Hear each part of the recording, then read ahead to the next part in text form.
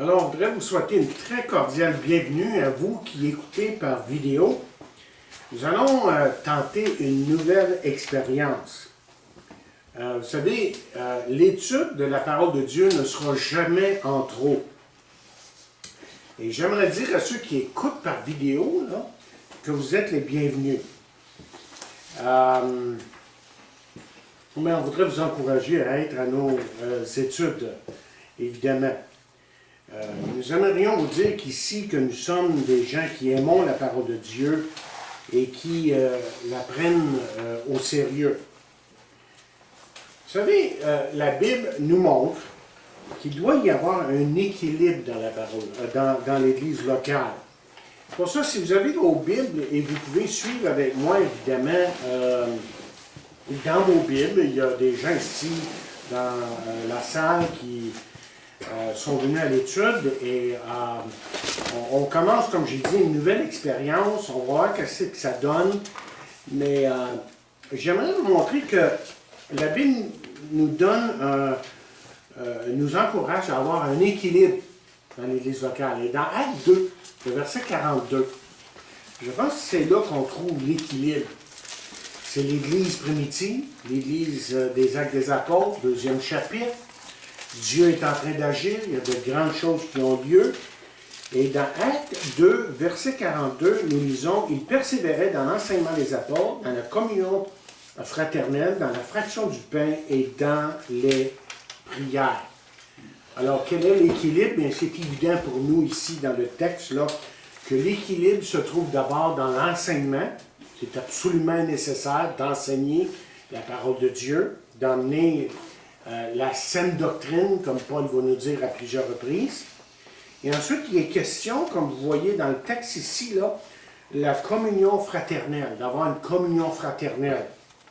Mais évidemment, une communion fraternelle ne peut pas avoir lieu sans de vrais amours. Donc, la communion fraternelle, c'est un élément extrêmement important dans l'Église locale où on prend le temps de partager, de prier les uns pour les autres et tout le reste. Il est aussi question de la fraction du pain. Et ça nous parle d'examiner nos cœurs, évidemment, devant Dieu. Et Paul nous dit justement d'examiner nos cœurs. Il dit plus précisément dans 2 Corinthiens 13, verset 5, « Examinez-vous vous-même pour savoir si vous êtes dans la foi. Éprouvez-vous vous-même. » Alors, c'est important d'examiner son cœur, de voir si vraiment on est en train de marcher comme Dieu veut que nous marchions. Quatrièmement, il est question de la prière. Il parle des prières. Évidemment, nous prions les uns pour les autres. Et la prière est quelque chose qui est très important dans l'Église, pour l'Église. Je pourrais vous demander, mais avez-vous prié aujourd'hui? Vous vraiment priez à Dieu? Vous êtes-vous approché de lui? Une Église qui ne prie pas se meurt tôt ou tard. Et nous prions évidemment pour différentes raisons. Nous prions pour que la volonté de Dieu ait lieu dans nos vies. On prie pour nous-mêmes. On prie pour nos frères et sœurs en Jésus-Christ. On prie pour notre Église. On prie pour le monde, pour les choses qui se passent dans le monde, afin que la paix soit établie et tout le reste. Donc,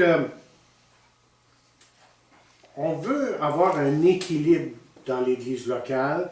Et c'est pour ça que nous vous encourageons d'appartenir, de faire partie d'une église locale. Maintenant, si vous écoutez cette vidéo, c'est que si vous écoutez cette vidéo, si vous écoutez ces études par vidéo, vous allez sûrement avoir des questions. Alors, ce qu'on va vous encourager à faire, c'est tout simplement de nous écrire. Et nous aimerions recevoir vos questions, vos suggestions. Et vous pouvez le faire en contactant soit le Facebook de l'Église, Église Baptiste La Voix de l'Évangile, ou le courriel suivant. Si vous avez un crayon, prenez-le. Le courriel est le castor, mettez pas le castor, castor, C-A-S-T-O-R, 308, arrobas ou un, mail, mail.com. Et là, moi, C'est une adresse spéciale que j'ai pour vous. Vous pouvez m'écrire là. OK? Castor 308 arrobas mail ou mail mail.com. Peut-être que vous vous demandez, mais qui sommes-nous? Bien, nous sommes l'Église baptiste La Voie de l'Évangile et on est situé au 182 Longueuil à Saint-Jean-sur-Richelieu. Nos cultes ont lieu le dimanche matin à 10h30. 10h30 le dimanche matin.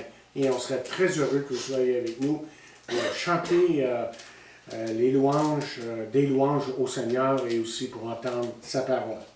Notre étude de la semaine a lieu à 19h15 et vous êtes les bienvenus évidemment. Essentiellement, ce que nous pouvons vous dire, c'est que nous sommes une nouvelle Église. On est vraiment une nouvelle Église. Ça fait à peu près exactement, là, depuis dimanche dernier, un an que nous avons acheté notre Église. Un an de ça. On aurait dû faire une grande célébration, mais on n'a pas pensé à ça assez vite. Mais on va se reprendre, sûrement peut-être dans la deuxième année, on va faire une célébration de l'anniversaire de notre Église et tout ça. Mais en tout cas, on est une nouvelle Église implantée à Saint-Jean-sur-Richelieu. Et je vais vous donner la promesse sur laquelle nous avons agi. Parce que je ne suis pas tout seul, là. Il y a quelques personnes ici qui étaient avec moi dès le début. Et moi, en tout cas, la promesse que j'ai retenue de la parole de Dieu, qui m'a vraiment encouragé à aller de l'avant, c'est dans Acte 18, le verset 10. Acte 18, verset 10. Et si vous avez une Bible, comme je dis, et même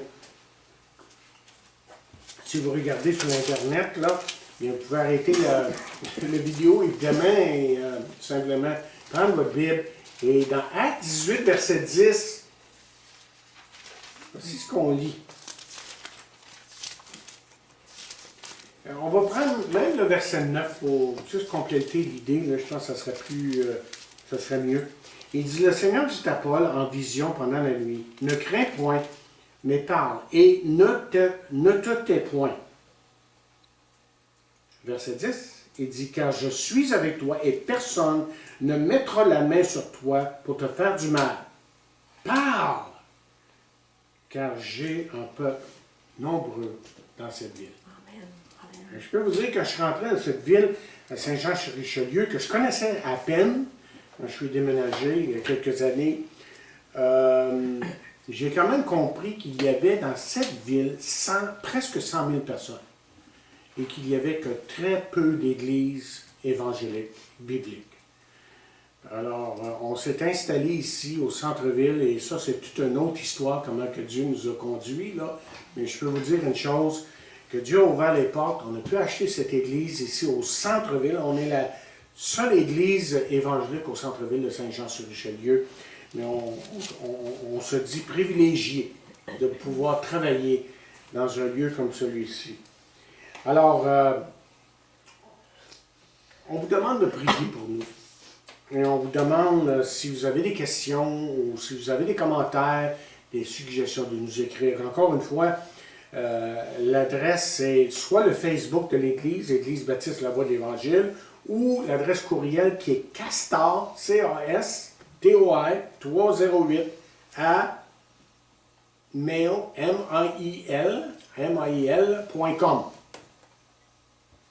OK? Voilà. OK, on commence l'étude. Avez-vous vos Bibles? Oui. Vous qui êtes là, soyez prêts? Oui. OK, on est prêts. On a déjà prié parce qu'on l'a fait avant que la vidéo commence. Mais là, on est en train d'étudier Colossiens. Et Daniel a pu finir le chapitre 1.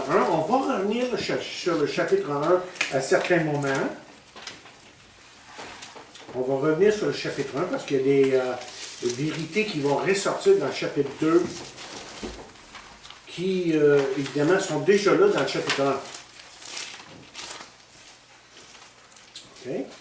Donc, on va regarder. Là, ce que j'ai ici, et vous allez voir pour ceux qui écoutent sur vidéo, là, que ici, je leur donne des notes. Et Donc, je vais demander à Daniel, si tu veux bien. Il y a les questions ici sur le chapitre 2. Je ne sais pas si tu te rends compte, Samuel, on est sur vidéo. OK. Alors, il y a des gens, chers amis, qui rentrent durant l'étude, sont un petit peu en retard pour différentes raisons, évidemment, et sûrement des bonnes raisons pour certains. Mais ils sont là et on espère que le groupe va aller en augmentant. Mais on a des questions sur le chapitre 2. Et là, je veux dire à ceux qui ont ces questions-là, et si vous les voulez par Internet, par courriel, je peux vous les envoyer, ces questions-là.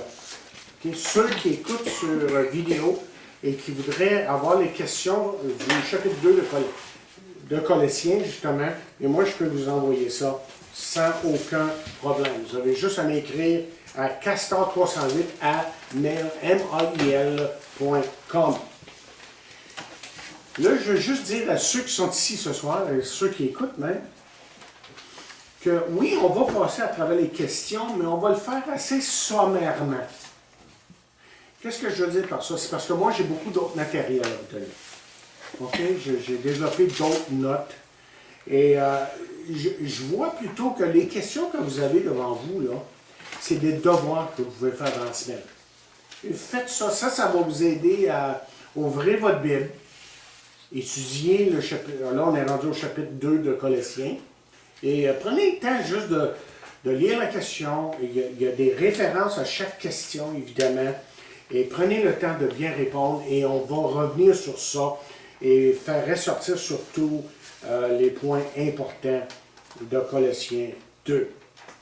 Alors, Colossiens, c'est une épître extrêmement importante parce que vous allez voir au fur et à mesure qu'on va avancer que c'est une épître qui est pour aujourd'hui.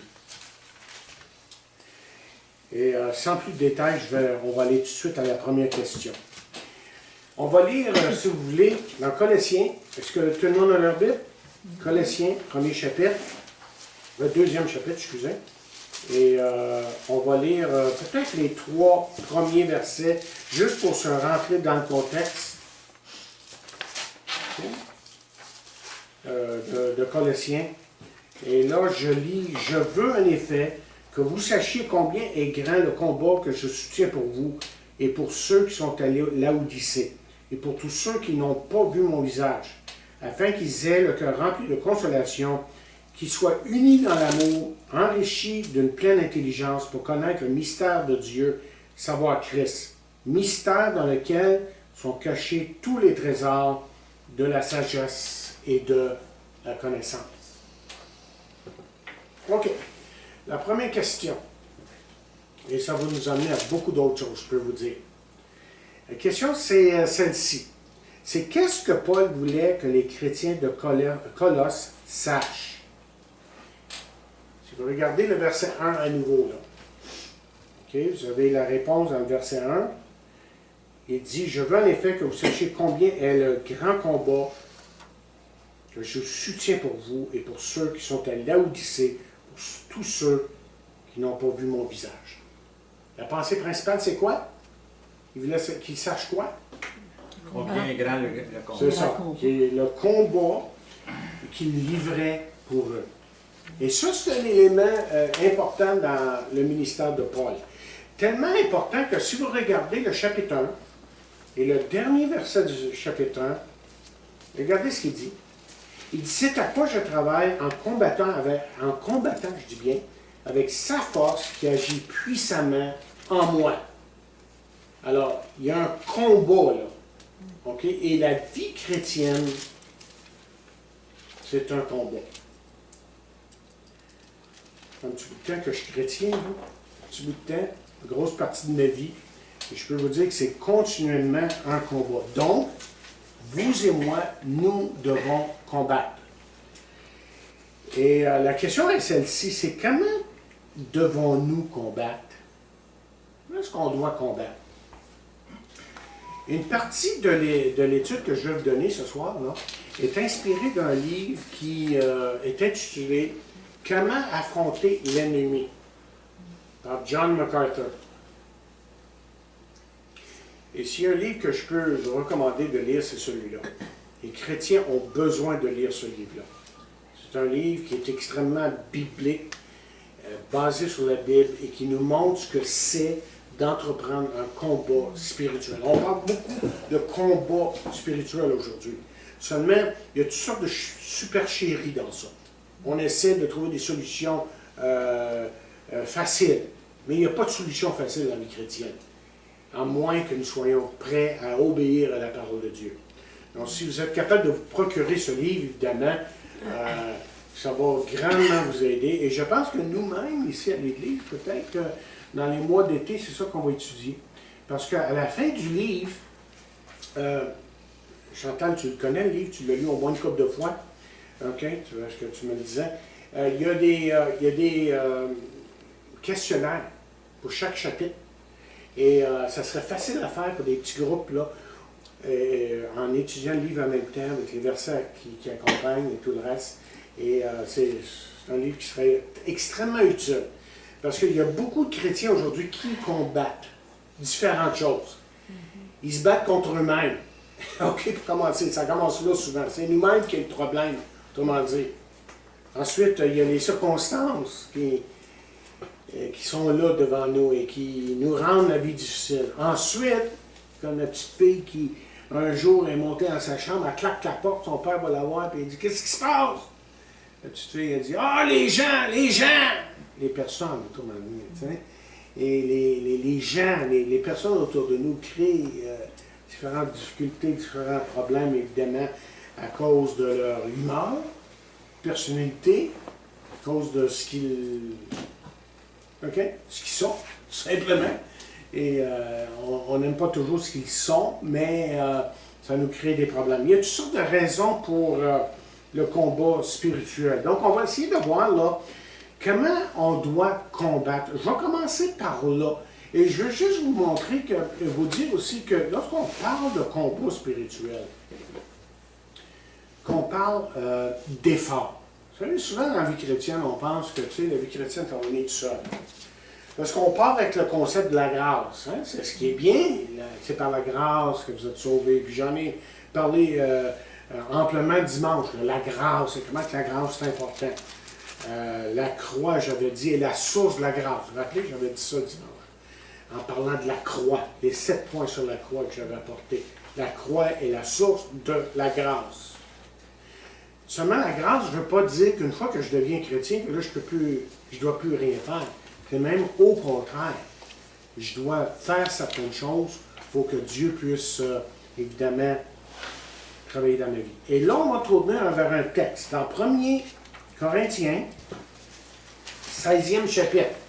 Encore une fois, ceux qui suivent par l'Internet, si vous avez votre Bible, suivez avec moi dans 1er Corinthiens. Et je vais prendre... tiens, Sam, si tu veux ma Bible, tu peux la prendre. Je vais essayer de prendre ça ici, c'est plus vite. Et si j'en ai besoin, je te... Alors, 1er Corinthiens, 16e chapitre. Je vais prendre mon petit Nouveau Testament des Gédéons, ici ça va plus vite. Et 16e chapitre, excusez, je n'ai pas donné le chapitre. Hein? 16e chapitre. Et il y a un verset qui, en particulier, qui nous donne 5 étapes pour combattre.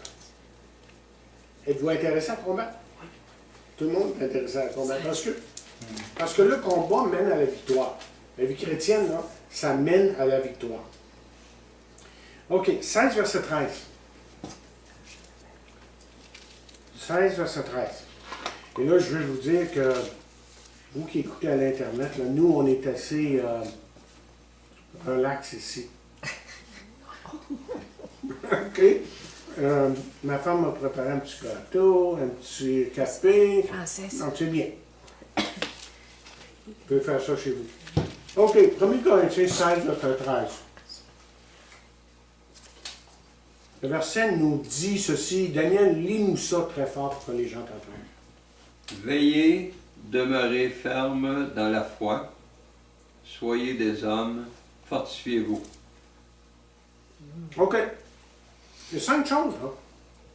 Mais on va les analyser. On veut vraiment comprendre pourquoi il dit ces choses-là. Vous savez, quand on parle de la parole de Dieu, là, La parole de Dieu ne parle jamais pour rien. Elle ne dit pas juste des choses pour qu'on puisse dire, ah, mais j'ai lu la Bible aujourd'hui, puis j'étais un petit peu plus spirituel. J'ai lu la Bible. Là, c'est vraiment pour nous instruire. C'est pas nous diriger dans la vie chrétienne.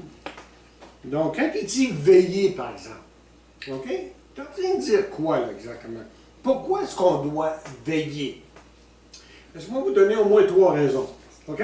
3 raisons. Avez-vous vos Bibles, là? Vous allez suivre avec moi, là? Parce qu'on a beaucoup de versets à regarder. OK? Et la première raison, c'est à cause de la tentation. Dans Jacques. Jacques, c'est une épître tellement terre à terre. J'aime beaucoup Jacques, parce que ça parle des problèmes, on va dire, locaux. Local, ça veut dire dans notre cœur. Ça veut dire les choses qui se passent dans notre cœur, là, vous allez trouver ça dans Jacques. C'est vrai, Jacques? C'est vrai? OK, on te doit te parler, même si on dit. OK, Jacques 4, dans Jacques 4, verset 7.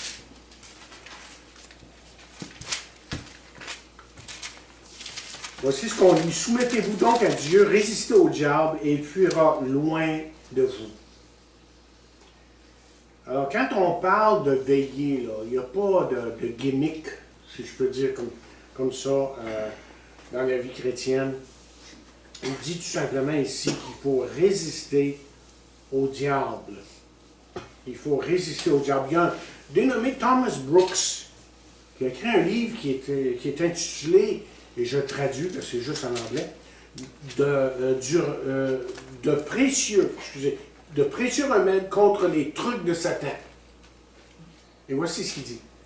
Il dit, Satan a des pièges pour les sages et des pièges pour les simples. Satan a des pièges pour les hypocrites et des pièges pour les justes. Satan a des pièges pour les âmes généreuses et des pièges pour les âmes craintives. Des pièges pour les riches et des pièges pour les pauvres. Satan a des pièges pour les vieux. Ça, c'est moi. Et des pièges pour les jeunes. Ça, c'est vous autres. Heureuses les âmes qui ne sont pas prises dans les pièges qu'il a tendus. Intéressant, hein? Satan a toutes sortes de pièges. Il veut... Mais plus qu'on lit dans la Bible et qu'on s'approche de Dieu, oui. Satan n'est plus capable de... Effectivement. Et Bernadette vient de dire, plus qu'on s'approche de Dieu, moins qu'il est présent. Oui, exactement. Et ça, c'est une chose qui est tellement importante, ce qu'il vient de dire, là, parce que la parole de Dieu nous donne des forces. On en a parlé il y a quelques instants. La parole de Dieu nous donne des forces. Hein? Ouais. La parole de Dieu agit dans nos vies. Alors, la première chose, c'est que la tentation. Est-ce que vous êtes tentés, vous autres, des fois, à faire le mal, même, de penser, de faire les... Ah oui, tout le monde passe par là. OK? Mais comme je vous disais dimanche, je vous ai amené le verset qui se trouvait dans 1 Corinthiens 10, 13. Il n'y a aucune tentation qui nous a été donnée qu'on puisse surmonter parce qu'il nous a donné, évidemment, la force pour le faire. Il est toujours avec nous. Dans 1 Corinthiens 10, 13, vous lirez là, plus précisément que ça. Et la deuxième chose, c'est à cause des faux docteurs. Pourquoi est-ce qu'on doit veiller? C'est à cause des faux docteurs. Est-ce qu'il y a des faux docteurs aujourd'hui? Oui. Bien, il y en a toujours eu, des faux docteurs. Il y en a eu dans le temps de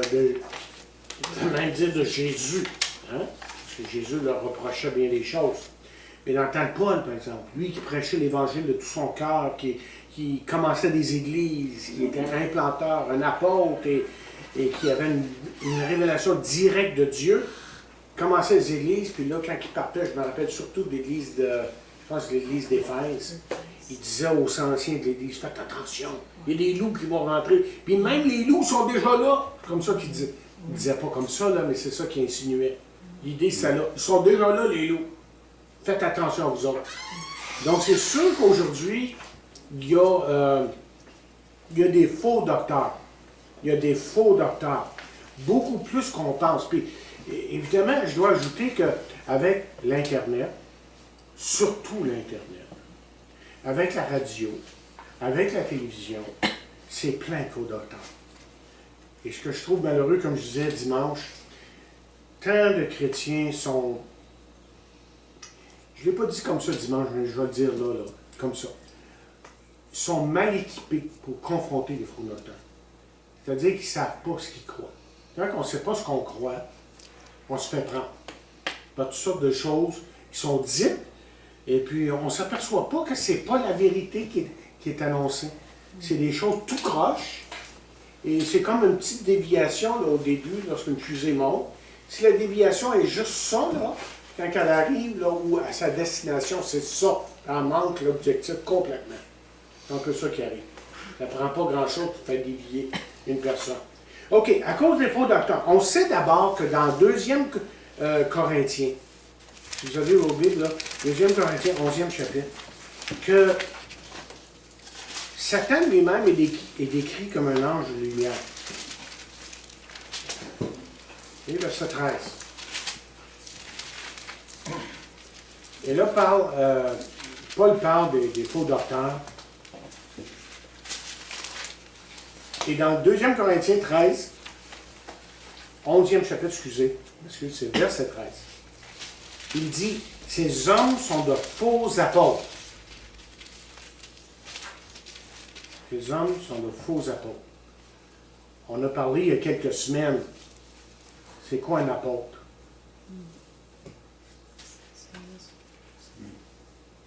Et ces hommes sont des faux apôtres, des ouvriers trompeurs, déguisés en apôtres de Christ. Et cela n'est pas étonnant, puisque Satan lui-même se déguise en ange de lumière. Et j'ajoute le verset 15. Il n'est donc pas étrange que ces ministres aussi se déguisent en anges de justice. Leur fin sera selon quoi? Leurs œuvres. OK. Donc, ça paraît correct. En fin de compte, si vous écoutez de près, c'est pas la vérité qui vous annonce. Et ça m'est arrivé, comme j'ai déjà dit à l'étude ici, dans le passé, à maintes reprises, combien de fois que j'ai parlé des chrétiens. Ils commencent à me vanter quelqu'un. Et j'ai rien contre ces gens-là personnellement, comprenez-moi bien, là. J'ai rien contre eux.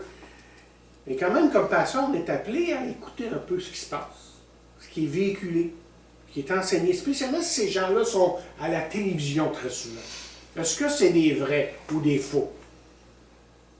Et je lui ai dit, mais voyons donc, est-ce que tu ne sais pas ce qu'ils enseignent? Ta bouche bée. Je ne savais pas que cet homme-là disait que Jésus n'était pas Dieu. Il a eu soif, donc il ne pouvait pas être Dieu, il disait ça à un moment donné. Selon concernant un dénommé Creflo Dollar, qu'un site chrétien dernièrement faisait la promotion. On ne revenait pas. On fait la promotion d'un faux prophète. Un site chrétien, il est là, sa face est là, puis je dis, voyons donc, pas en train de faire la promotion de Creflo Dollar. C'est un faux prophète. Mais c'est un site chrétien où tous les chrétiens rentrent dans ça. Puis, des beaux cantiques. Ça n'a pas d'allure, aucun discernement, même parmi les gens qui devraient savoir mieux que ça. C'est ça.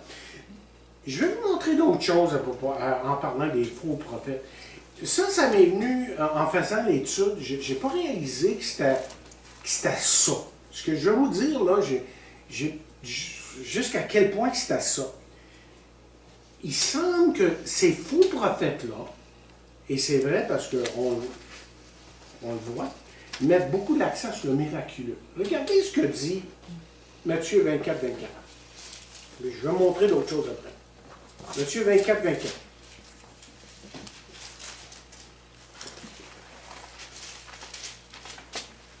Ce que je vous dis, là, c'est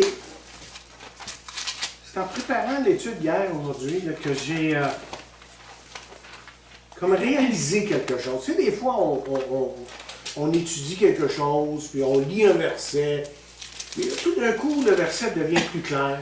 Tout d'un coup, il y a quelque chose qui s'allume en nous, on pourrait dire, et on s'aperçoit que, OK, je vois maintenant. Regardez ce qu'il dit. Il parle de la fin des temps dans Matthieu 24, évidemment. Il dit, quand il s'élèvera de faux Christ et de faux prophètes. Et quoi? ils feront de grands prodiges et des miracles, au point de séduire, s'il était possible, même les élus. Et ceux qui font la manchette, là, souvent dans le monde supposément chrétien, c'est ceux qui font les miracles. Pas vrai, Jean? On en a parlé à un moment donné. Mais je vais vous montrer d'autres choses. D'abord, il y a une couple de choses que je vais vous montrer, OK? Puis je veux que vous compreniez, là, ceux qui écoutent la vidéo, là, qu'on n'est pas contre les miracles, on n'est pas contre la guérison. Non, c'est pas ça qu'on est en train de dire. On est en train de dire que ceux qui mettent l'accent sur ça, puis qui parlent juste de ça, faites attention à ça. Faites attention à ça. Parce que Satan peut faire ça. Je vais vous montrer ça un peu plus tard dans d'autres versets. Okay? Surtout que ce n'est pas une preuve qu'ils sont sauvés. Bien, vous avez juste à regarder Matthieu 7. Voulez-vous savoir si c'est une preuve qu'ils sont sauvés? Matthieu 7. Versets que vous devriez connaître, qui sont extrêmement importants. Matthieu 7, 21. Il parle de ceux, justement, qui font des miracles et tout ça. J'ai regardé la télévision, pas à la télévision, j'ai regardé à l'Internet dernièrement, sur mon iPad, certains ministères.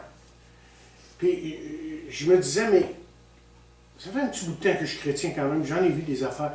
Puis j'ai dit, ça se répète toujours, les mêmes erreurs, les mêmes stupidités sont en train de se faire aujourd'hui. Ce que j'ai vu un homme faire et dire aux gens, là, je les ai vus il y a 30 ans de ça, puis ces choses-là ont été dénoncées. Et ça se répète aujourd'hui, puis les pauvres gens naïfs, je voyais des vieilles petites dames là, dans la réunion qui avançaient là, pour différentes choses. Là. Puis le gars est en train de raconter des pifs, ça va pas d'allure. Puis les autres, ils allaient là. On trouve ça tellement dommage parce que c'est pas basé sur la parole, c'est des fausses promesses et c'est surtout, malheureusement, des profiteurs. Regardez 7.21, il dit « Ceux qui me disent Seigneur, Seigneur, n'entreront pas tous dans le royaume des cieux, mais seulement celui qui fait la volonté de mon Père qui est dans les cieux. Plusieurs me diront ce jour-là, Seigneur, Seigneur, n'avons-nous pas prophétisé par ton nom? N'avons-nous pas chassé des démons par ton nom? Et n'avons-nous pas fait beaucoup de miracles par ton nom? Alors je leur dirai ouvertement, je ne vous ai jamais connu. Retirez-vous de moi, vous qui commettez l'iniquité, qui marchez dans le péché, si vous voulez. Alors, c'est pas une preuve qu'ils sont sauvés, ça. Le fait qu'ils font des miracles, qu'ils sont spectaculaires devant les gens. Mais, je veux que vous... maintenant qu'on ait un autre point qui est important, c'est que l'accent sur le miraculeux, contraire à ce que beaucoup disent, parce que je me rappelle, moi, il y a quelques années de ça, quand le Vineyard est arrivé, un mouvement qu'on appelait Vineyard aux États-Unis, qui a fait fureur partout dans le monde. Vous avez déjà entendu peut-être? Vineyard, ça vous dit quelque chose? Donc, il y en a qui savent de quoi je parle. Et puis, ça faisait fureur, c'était tous les dons qui étaient revenus, les gars miraculeux et tout ça. Puis, on mettait beaucoup d'accent sur le miraculeux. Puis, on disait, là, ah, ça, c'est une marque des... qu'on est rendu maintenant comme l'Église des Actes des Apôtres, et puis on est revenu, et puis c'est vraiment une marque de la fin des temps. Savez-vous que c'est le contraire qui est vrai? Savez-vous que c'est le contraire qui est vrai? Je vais vous montrer quelque chose dans la parole. 2 Thessaloniciens. 2 Thessaloniciens. C'est pas que Dieu ne peut pas faire de grandes choses. Dieu, c'est un Dieu merveilleux. Et en son temps, Dieu fait ce qu'il veut, quand il veut, il n'y a aucun doute. Et on peut prier pour les malades, on peut prier pour toutes sortes de choses. Et Dieu va agir selon sa volonté, évidemment. Mais regardez dans 2 Thessaloniciens 2, verset 9. Et il parle de l'impie ici. L'apparition, 2 Thessaloniciens 2, 9, il dit « L'apparition de cet impie se fera par la puissance de Satan. » Et qu'est-ce qu'il va faire? Avec toutes sortes de miracles, de signes et de prodiges mensongers. Alors, faut-il juger une personne par les choses spectaculaires qu'il fait? Non. Évidemment, ce n'est pas le critère. C'est évidemment ce qui est écrit dans la parole de Dieu, l'enseignement qui nous est donné dans la parole de Dieu. Ça, on va voir ça un peu plus tard. Dans l'Apocalypse, Apocalypse 16e chapitre, verset 14.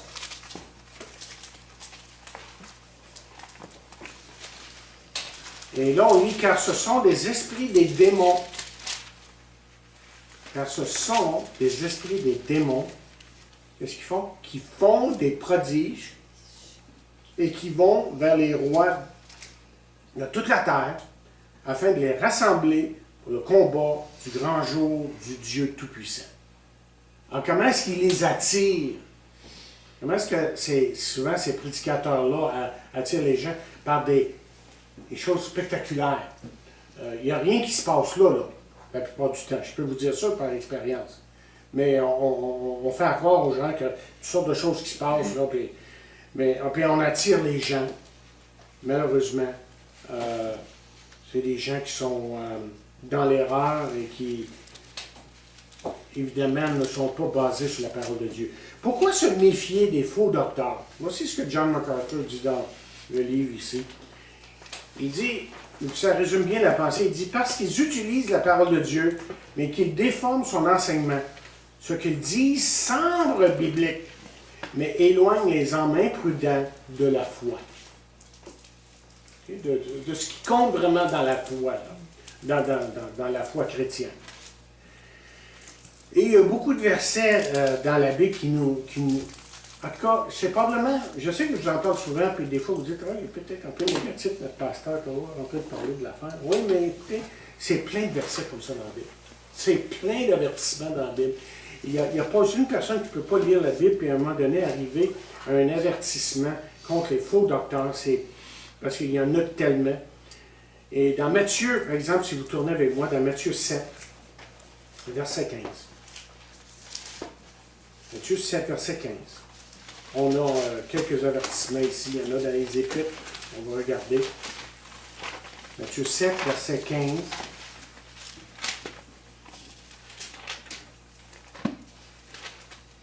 Il dit, gardez-vous des faux prophètes. Jésus en a parlé autrement dit. Gardez-vous des faux prophètes. Ils viennent à vous en vêtements de brebis, mais au-dedans, ce sont des loups ravisseurs. Pensez-vous qu'ils sont tous à l'extérieur de l'Église, ces gens-là? Non, ils sont à l'intérieur. Ils se font passer pour des évangélistes. Des évangélistes, si vous voulez. Des charismatiques, certains parmi eux. Ça peut être des baptistes, des pentecôtistes, n'importe quoi, là. Mais écoutez-les, puis jugez-les selon la parole de Dieu. C'est autre chose. 1er Jean. Si vous allez dans l'épître de Jean, Jean en parle amplement, évidemment. 2e chapitre. Et juste le verset 18. Il dit, petits enfants, c'est la dernière heure.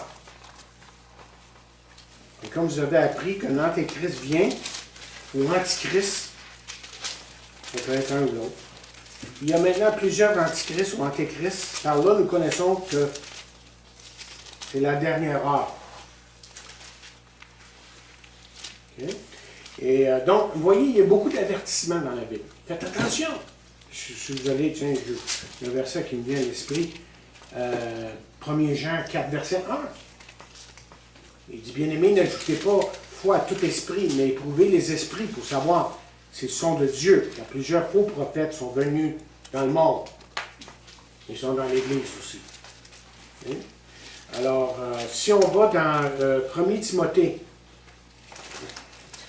4e chapitre,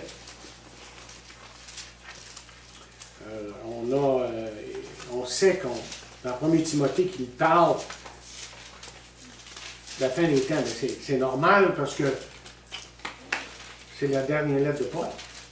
Donc, pour lui, il vivait dans la fin des temps. Et évidemment, les apôtres pensaient que Jésus allait revenir dans leur temps. Ils espéraient qu'il revienne dans leur temps. Ce n'est pas arrivé. Ce n'est pas arrivé encore pour nous. Mais c'est comme si eux vivaient dans les derniers temps. Puis là, il dit dans le chapitre 4, verset 1, 1 Timothée 4, verset 1, mais l'Esprit dit expressément que dans les derniers temps, quelques-uns abandonnons la foi pour s'attacher à des esprits séducteurs et à des doctrines de quoi? De démons. De démons. Et je peux vous dire une chose. Certaines choses qui sont enseignées aujourd'hui, là, au nom de Jésus, on prie au nom de Jésus, c'est des doctrines de démons. On va le voir plus tard, ça.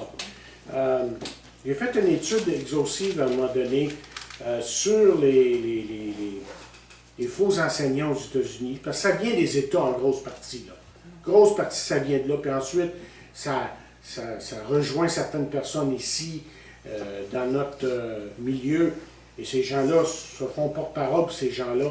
Mais en grosse partie, ça vient des États-Unis, et ça vient souvent de la Californie. Bernadette. J'ai trouvé quelque chose d'intéressant ici. Recommandation à Timothée. Mais l'Esprit dit expressément que dans les derniers temps, quelques-uns abandonneront la foi pour s'attacher à des esprits 1 Timothée 4. séducteurs et à des... Donc, ce sont des esprits séducteurs. Ils séduisent les gens. Ils séduisent Ça, c'est les gens. un point que Ils tu sont apportes. c'est très songé. Ouais. C'est une hein. séduction. C'est une Effectivement, c'est séduction. bon ce qu'elle amène. C'est une séduction. C'est vraiment une séduction. On est séduit par une idée.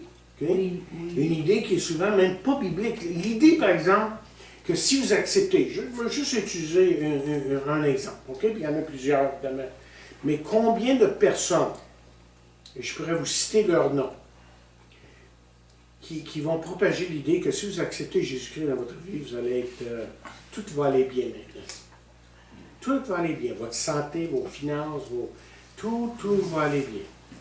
Bien, on espère que ça va bien. Oui, et comme Jean va dire, rappelez dans sa...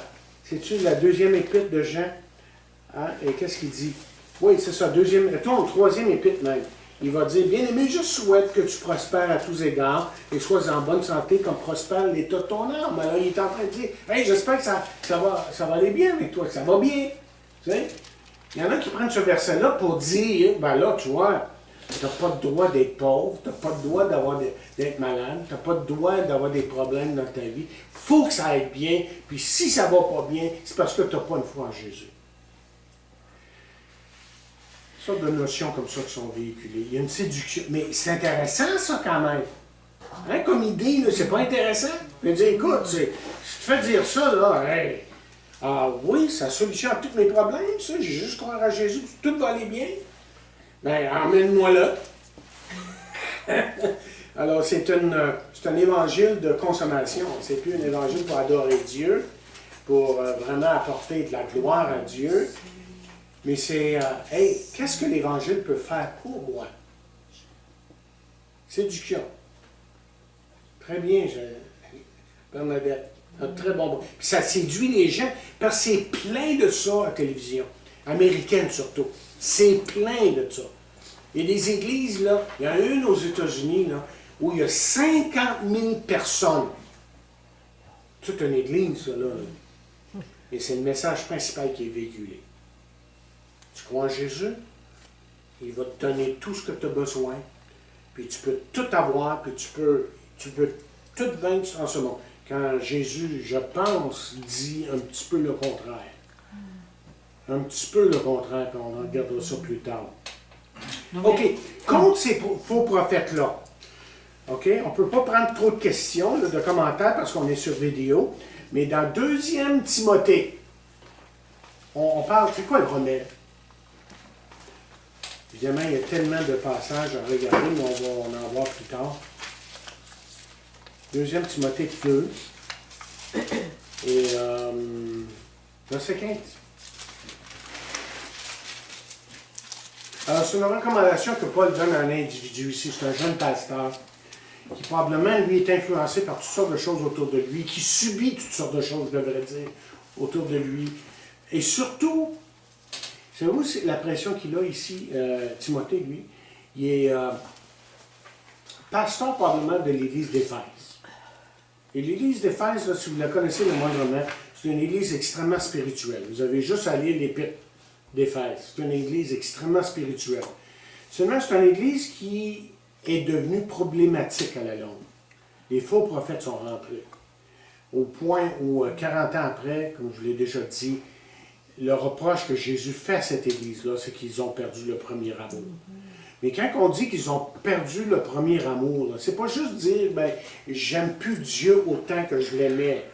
Mais ça commence en quelque part ailleurs.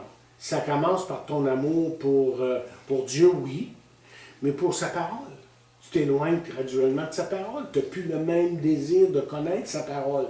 Donc, Ni son fils. Et son fils, oui. Et comment peux-tu l'aimer, lui, si tu n'aimes pas sa parole? C'est par sa parole qu'il parle. Alors, là, lui, il est en train d'exhorter un jeune chrétien ici. Et qu'est-ce qu'il lui dit dans 2 Timothée 2, verset 15? Il dit, « Efforce-toi de te présenter devant Dieu comme un homme éprouvé, un ouvrier qui n'a point à rougir, qui dispense droitement la parole de la vérité. » La parole de la vérité. La saine doctrine. Et il va revenir souvent à ça, même dans Colossiens. Vous l'avez étudié, le premier chapitre avec Daniel, une grosse partie, là. Puis il parle justement de la parole de vérité à un moment donné. Et puis c'est partout comme ça dans la parole de Dieu, où on doit chercher à connaître ce que la parole de Dieu dit. Et que nos vies et que notre foi doit être d'abord dans la parole. On examine tout par la parole de Dieu, même nos expériences. Tu sais, quelqu'un va venir C'est bien dit ici, avec la droiture. avec la droiture. Ouais. Quelqu'un va venir souvent me parler, moi, j'ai rien contre ça, là, mais quelqu'un me raconte une expérience des fois, c'est qu'il a vécu. Là. Puis souvent, c'est une expérience extrêmement émotionnelle. Et il va me raconter des affaires où tu te dis, ouais, ok, oh, c'est bien. En tout cas, tu ne veux pas le contredire parce qu'une expérience, c'est quelque chose de très personnel. Vous êtes d'accord? Oui. Et je dois vous avouer que des fois, je regarde la parole de Dieu, puis ça, pour utiliser un mot que peut-être vous connaissez en français, match, c'est un mot anglais, ça ne matche pas, ça ne marche pas, ça ne matche pas, ça va pas avec ce que la parole de Dieu dit. Vous comprenez ce que je veux dire? Ça correspond pas. Ça correspond pas, c'est un bon mot. Ça correspond pas. Et, tu sais, ça laisse ton appétit. Tu te dis, la parole de Dieu, tu veux juger selon la parole de Dieu. De cette façon-là, tu es sûr de ne pas te tromper. OK. Donc, pourquoi se méfier des faux prophètes, des faux docteurs? Et la dernière raison que je donnerais, c'est parce que Jésus revient. OK? Regardez le 1er Jean. 1er Jean. Souvent, ce qui arrive,